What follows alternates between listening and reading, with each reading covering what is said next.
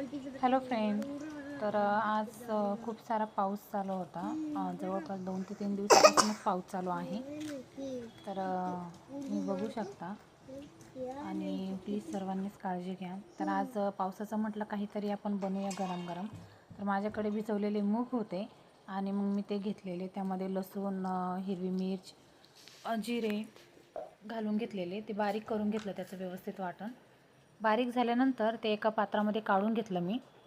काढून घेतल्याच्यानंतर त्यामध्ये डाळीचं पीठ मिक्स केलं, त्यामध्ये हळद टाकली आणि त्यामध्ये थोडेसे ओवा टाकलेला.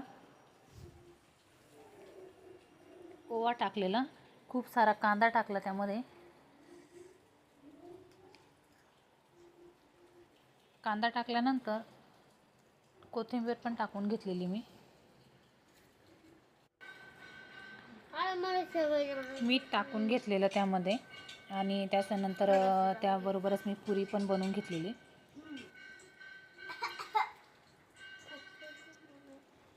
तर छानपैकी आपण पकोडे फ्राय करून घेऊया. तर इथे मी तेल गरम केलेलं होतं. तर त्यामध्ये छानपैकी मी पकोडे फ्राय करून घेतले. मस्त क्रिस्पी क्रंची झालेले आता हे छानसे. आणि पाऊस म्हटला की काहीतरी गरम खाण्याची इच्छा आपल्याला प्रत्येकाला होत असते. तर आज मी पकोडे बनवले आणि त्याचबरोबर पुरी पण तळून घेतलेली. तर तुम्ही बघू शकता.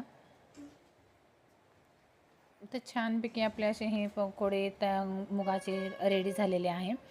तर नक्की तुम्ही ट्राय करा आणि चला भेटूया पुढच्या ब्लॉगमध्ये. Bye bye.